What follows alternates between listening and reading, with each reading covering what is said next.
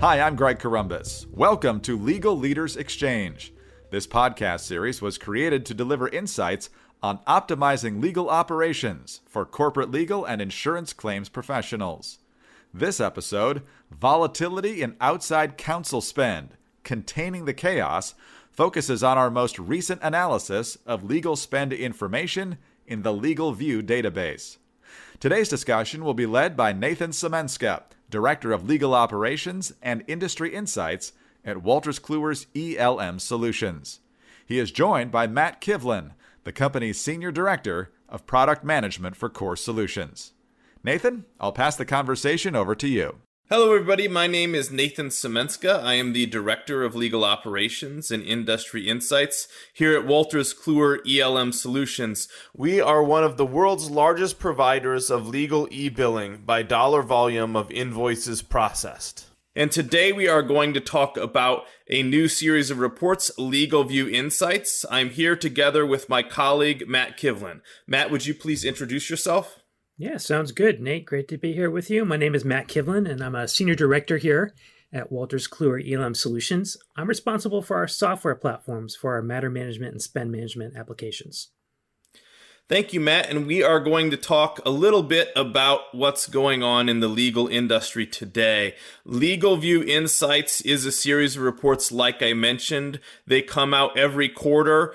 Every year, it's going to repeat and be about the same stuff. So we'll get a cumulative longitudinal view of what's going on in the legal industry. LegalVIEW Insights is powered by LegalVIEW Data Warehouse, which is the world's largest body of legal performance data with over $140 billion worth of legal invoices and other associated data. It's been around since about 2011, and the philosophy behind LegalVIEW Insights is to mine that body of performance data and show, using statistics and real data as opposed to survey data, what's really going on. Our goal is to go where no man or woman has gone before, to examine issues that haven't been looked at, or at least aspects of issues that people haven't looked at before.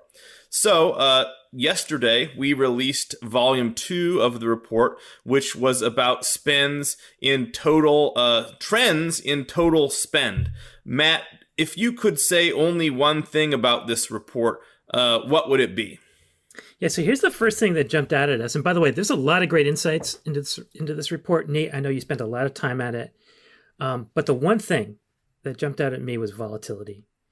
When you looked at the companies participating in this survey over the time that you looked at, and you look at their peaks and valleys of legal spend, right, and the range that you saw between their highs and the lows, there were some crazy extremes in this data set, right? So I believe the stat that you pulled out was 29% of the departments that participated in this, so a 90% swing up or down in a 5-year period. And of that, like 9% saw a 200% swing. Yes, which is 3x, by the way, because 100% is 2x. Didn't mean to interrupt you, but go on. No, so that's huge volatility that these organizations are going through. So we took a step back and we thought about that. What's driving this, right? Why are some organizations seeing such huge swings? And it's a complex equation, right? I think we know this. There's a lot of levers that take place to determine what the legal spend is going to occur for a given corporation in a given year. So companies may make decisions on their own that can impact that spend. Are they going to bring more work in-house? Are they going to bring more work to outside counsel? Pricing changes, of course, are a huge lever. Law firms are trying to raise prices. Corporations are negotiating down prices. Maybe companies are going through law firm convergence, right? And they're constricting their list of firms to a smaller set of panels. They're getting price leverage as part of that process. Maybe they're moving to AFAs and negotiating fixed fees, especially for certain transactional work. Perhaps they're looking at alternative legal service providers in this mix and taking a certain type of transactional work and sending it to a lower cost set of resources to do. Economy, this is something we've seen pretty profoundly over the past 12 to 18 months. Economy can have an interesting swing up or down on legal spend, depending on the dynamics. And certainly there's the things within the company itself. How are they doing? Are they growing? Are they shrinking? And then there's just litigation, right? We see a lot of situations where a legal spend book for a given company can dramatically increase one year and dramatically shrink another year based on one big litigation case and whether or not it settles or not. Right. No, I agree. I think that these trends are driven by basically what I call mega matters. They come and go. They're like whales, right? But when they come, they're expensive. In my opinion, these whales have to be paid for. Our clients are doing most of the stuff that you described before, right? They're doing AFAs, they're doing convergence, they're doing, on average, all of these best practices, at least at some level, but they're still experiencing this relatively significant swing in spend. I mean, from your perspective, is there a future state where these whales can be eliminated, or is this just a situation where, you have to do the best that you can, and, you can save 10 or 20% on a whale, but you can't get rid of whales? Yeah, it's a great question. When we looked at some of this data, if you're feeling a little defeatist that day, you could walk away from it and say, why should you even bother to try to predict your spend when you're seeing volatility like this, especially with companies, and we'll talk about this a bit later in the podcast, especially with companies who have reasonably sophisticated legal operations teams in place, right? So, you could ask the question, should you not even try? Is this an impossible situation to predict? So don't even do it. What's your take on that? You have to try. You're forced to, right? You go through a budgeting process every year with the CFO and other people, and that process concludes with a number. In my opinion, I suppose you could just throw up your hands and see where the process goes, but they're going to ask for your help and your input. And in my opinion, you need to be an attorney for yourself and advocate for the amount of budget that you think you're going to need to do a quality job representing the corporation.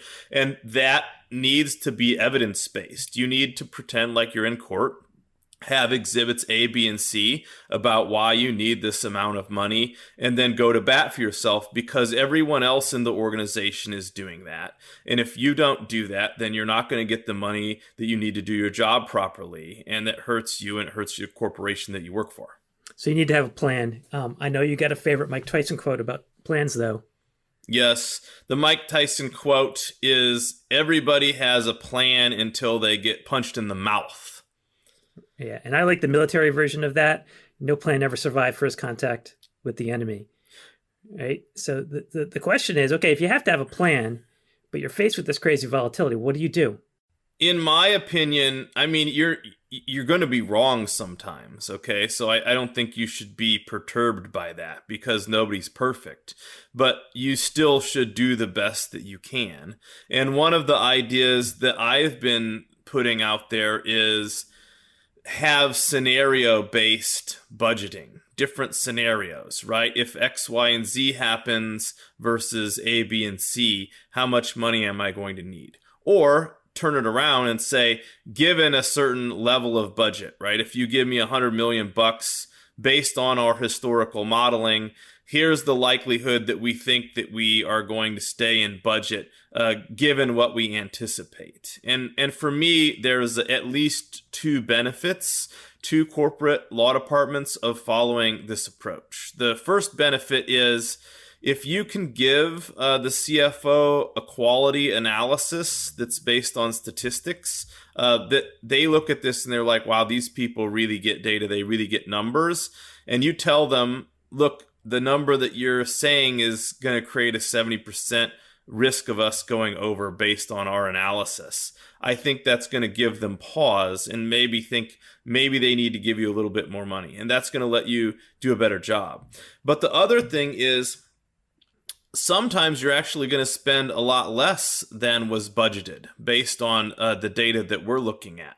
So when that happens, you need to be prepared for that as well. And one of the things that we were talking about, Matt, when we prepared for this was, I have consulted for a corporate law department that made a deal with the CFO that to the extent they were under budget, they would get to keep some of that money and that it would be specifically earmarked for technology spend. And I think that that's a great idea because with the pandemic and everything coming out of that, there's more interest in legal technology than there's ever been. But there's still corporate law departments where the ability to pay remains an issue. Yeah, it makes sense. And I like that incentive system. So scenario planning, right? Which implies that there's not one answer. Right? Correct. That's why you call it scenarios. You're going to have to look at different things. So let's maybe talk a little bit about what should you think about including in your scenario. So clearly, we just spent a lot of time talking about data. You can look at your historical data, right? And you can look at your trending on the transactional side, on the litigation side. And that's your first starting point, probably. As they like to say in some of the investor relations calls when you join these, past results are no guarantee of future return. Correct. Right? So things can change. So part of the scenario, I assume, would be, okay, let's look at other initiatives that you're doing as a legal department, which might be impacting your past. Are you going through convergence? Are you negotiating down price? Are you shifting to alternative legal service providers? What are you doing? Correct. Right? And plug into your scenarios different assumptions there, different levers. In my mind, I like spreadsheets. I think of this as like a nice little spreadsheet, which your finance team is going to love as well as part of this process. And you can start plugging in some assumptions, right, for some of these different levers. But then there's also the X factor, right? We all just went through a huge X factor. COVID, the pandemic, no one could have predicted that 2 years ago. Correct. What's your take on how do you deal with these X factors? Yeah, the unknown unknowns. I think you need to have some cushion for that, right? And you can argue about different methodologies for determining what the cushion ought to be. But any honest person is going to have to acknowledge that these unknown unknowns are a thing, and that whenever a thing is a thing, there needs to be a plan for dealing with that thing. And you can look at the historical data. You can look at the volatility in your own legal spend. You can look at our report that we generated that's about the volatility in the industry at large. You might be able to, like some of our banking clients, collaborate with one another and maybe even share data and get some industry-specific data about the level of volatility experienced in your industry, and then base some of your scenarios off of that. Because that volatility is kind of the best evidence that's out there about the magnitude of unknown unknowns. Yeah, I think that makes sense. Obviously, we just went through an extracurricular event that would have been impossible to predict. That's an X factor on an X factor. But I think part of your point is there are going to be smaller versions of unknown unknowns that you can account for and build into your model. Correct. Yeah, hopefully they're a lot smaller, but they're not going away. The other thing is there may be some unknowns that are knowable if there's good enough communication within the organization. So maybe there are major transactions that have a chance of occurring. Maybe it's only a 10% chance or a 20% chance, but you're looking at it, right? And so you can account for stuff like that. To some extent, litigation and investigations may be, you might be able to budget for anticipated litigation or anticipated investigations, even though you don't know what it's going to be exactly. You know that on average, here's the risk of this popping up in any given year. You can also look at the risk of perhaps a piece of litigation settling earlier than you thought, or a transaction being canceled because some of the assumptions behind it cease to be true. Yeah, makes sense. All right, so that was the first thing that jumped out at me. Some really interesting volatility in the data at the individual company level. What jumped out at you? Agreed. So the number 2 point that I think we need to talk about is kind of the opposite of volatility, because we see this relatively extreme volatility occurring at the level of the individual client. However, in the aggregate, the spend for our entire portfolio of clients examined is almost eerily consistent. So year over year, you'll see there's a chart in the report. Just Google LegalVIEW Insights Report Volume 2 if you want this report, by the way, folks. If you look, there's a chart in the report that shows both the mean and the median spend in our portfolio of corporate law departments. In 2020, the mean spend was 73 million. The median was 34 million. But the funny thing is, if you go back 1, 2, 3, 4, 5 years, that number has barely changed, like 1%. And it depends on whether you look at the mean or the median. You'll see it go up or down a little bit. The two numbers sometimes conflict. But honestly, it doesn't matter that much. It's basically flat for the entire 6-year period, which honestly, when I saw that, I was like, this can't be right. I double checked it. It was right. And then I was like, well, we don't even need to publish this because this is about our clients, and it's not really what's happening in the legal industry at large. Because we know that if you look at the AmLaw data, for instance, 2018 to 2019, there was an 8% increase in AmLaw 100. And our clients use all sorts of law firms, some of which aren't AmLaw firms at all, but they're definitely heavy users of the world's top law firms. And I just assumed that that would mean that their total legal spend must be going up to reflect the increased law firm revenue, but it doesn't reflect that. And I thought a little bit, and I brainstormed with you, Matt, about what some of the reasons might be. Do you want to share some of those reasons with our audience? Yeah, so our suspicion here is this is classic sampling bias. So if I were to go to a restaurant and do a random survey of the people sitting at that restaurant and ask them if they like to eat out, right? You're going to get a high percentage of people who said yes because you surveyed people who were literally at a restaurant at that time. Right. So if you look at the individuals participating in this program, this LegalVIEW data program, they come from companies and organizations that have adopted e-billing. They have legal operations departments, right? So they have made a concerted decision to invest resources, technology, processes, people into managing their legal spend, right? So that's probably leading to some sampling bias here. You're talking to organizations who have drunk the Kool-Aid, right? They're bought into this and therefore have been controlling their spend. And that's why you're seeing reasonably flat spend over this time period.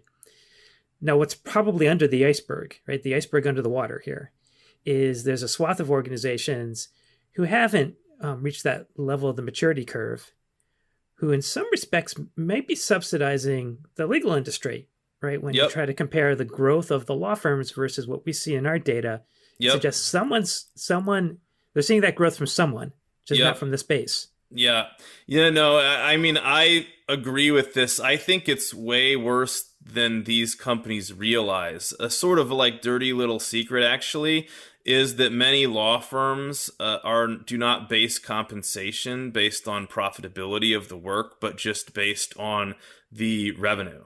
So there's actually something called rabbit eating, where partners will take on a bunch of work where there's little or no profit, or sometimes even they're losing money on this, but it actually causes their annual draw to go up because there is no accounting for this, and there's no incentive structure to control for this.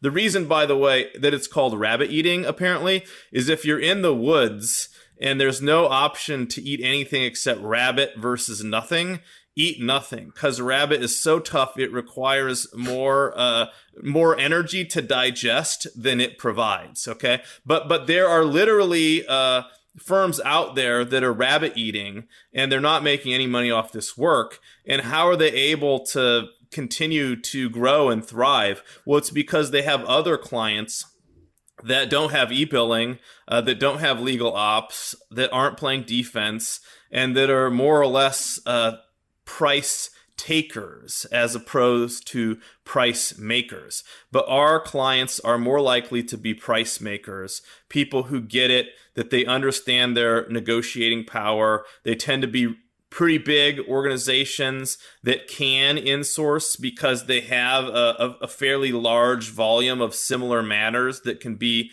McDonald'sized to some extent. They also have the volume of legal needs that allows them to negotiate pretty incredible discounts in many cases. Yeah. So here's my takeaway. If you're a director of legal operations, take this report, sit down with your boss, and say, this is why we have a legal operations department. Yep. No, the ROI is clear. I saw some reports when we were preparing for this that according to Bob Ambrogi, a prominent journalist in the legal industry, 91% of private equity companies are managing their spend via spreadsheet, basically Excel, which doesn't mean that they don't have e-billing for sure, but on average, if that's how you're trying to deal with something, like you would be doing that in e-billing if you had it. So the fact that they're doing it in spreadsheets to me says that most of them, if not all of them, do not even have e-billing. And we're talking about, the biggest private equity in the world. I think it has got like $860 billion that they're managing. So they got substantial legal costs, and they have the resources to do this right if they chose to, but they just aren't doing it right for some reason that I don't understand. There was an interview of me about this report the other day, and a sort of colleague of mine from my consulting background, Ken Callender, he's a legal pricing consultant, and he's worked for Reed Smith in a pricing capacity and done all sorts of stuff. He was the legal ops director at Uber for a while, but he consulted for a client, and he was confronted by this data that we're discussing, where legal costs for our group of clients haven't really gone up. And the journalist asked him why, and he pointed out the example of this client. So I'll just quote him exactly. It said, "It had no coherent billing system and was regularly overpaying for legal services to the tune of hundreds of millions of dollars." So if there's somebody on this talk and you think that might be you definitely want to look into that, because we're not talking like a huge amount of money to put like some basic best practices in place.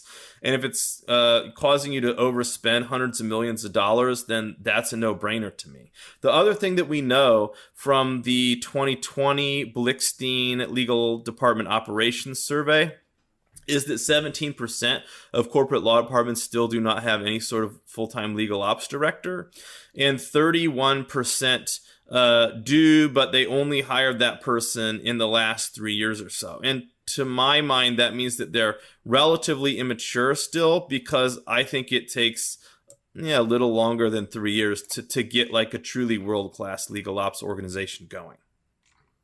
Yeah, so legal operations, showing value.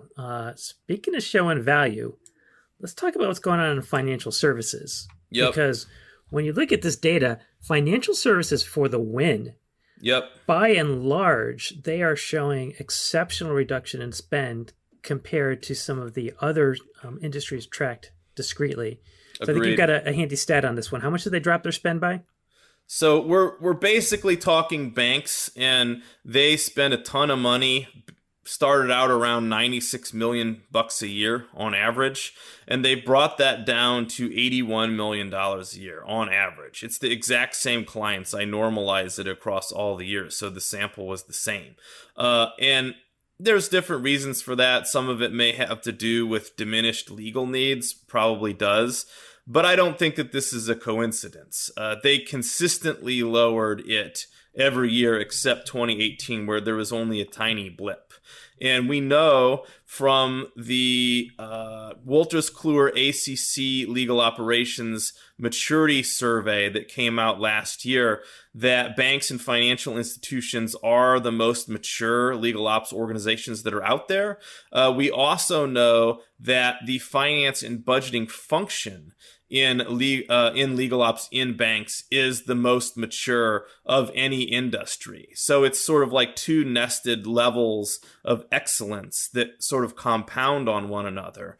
And, they've got other things going for them too. They tend to be huge, so they've got a lot of buying power, so they can get better discounts.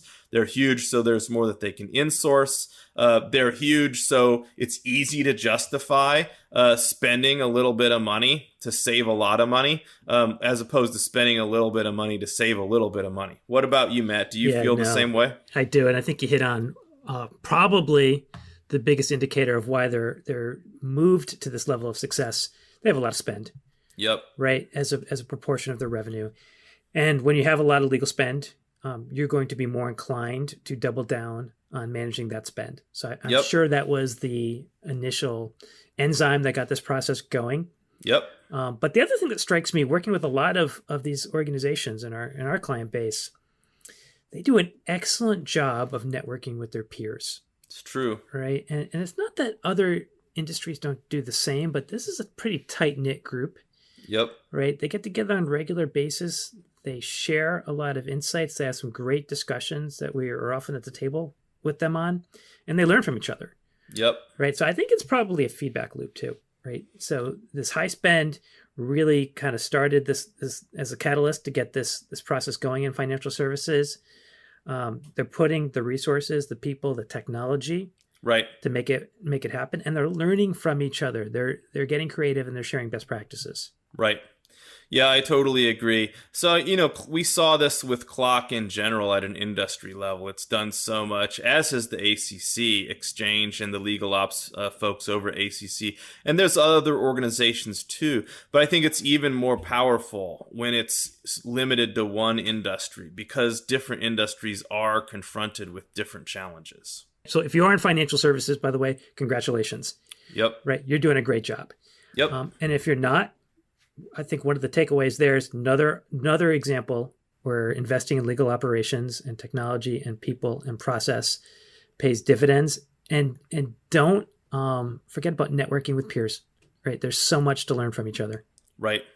Yeah. Overall, we're gonna head out here, but I just want to say, this report was really intended to be about what's going on in the legal industry, but to some extent, what it's about is what's going on in the organizations that are really nailing it. So you could say it's not as valuable because it's not as representative, but I would actually argue the opposite, that it's more value. Because why copy an average organization? Why not look at what you could be doing as opposed to what's average? And if you look at what these organizations are doing, they're knocking it out of the park compared to peers. And I think it's pretty awesome, actually. I think you're spot on. Okay, everybody, if you want the report, and you should, it is LegalVIEW Insights Volume 2. Just type it into Google. It will be your #1 search result. It's free to download. It's chock full of information. There is also LegalVIEW Insights Volume 1, which is about supplier count. It came out in Q1 of this year, and it showed that there was a 16% decrease in total supplier count serving into CLDs between 2019 and 2020. Doesn't mean all those suppliers were fired. It just means that they were not used during that time period, but it does have significant implications for the industry. In fact, I saw in the Wolters Kluwer Future Ready lawyer report just a couple days ago, the number of corporate law departments looking to terminate at least some suppliers doubled from 2020 to 2021. They didn't want to change horses in midstream, but we're not in midstream anymore, and there's going to be some house cleaning going on. So check out those two reports. Thank you so much to everybody for joining us. That was Wolters Kluwer's ELM Solutions Director of Legal Operations and Industry Insights, Nathan Cemenska, joined on this episode by Matt Kivlin, Senior Director of Product Management for Core Solutions. This podcast is hosted by Wolters Kluwer's ELM Solutions, the market-leading provider of enterprise legal spend and matter management, contract lifecycle management, and legal analytics solutions. For more information and additional guidance, please visit www.wolterskluwer.com or call 1-713-572-3282. Please join us for future podcasts on optimizing legal operations and achieving your legal and business goals.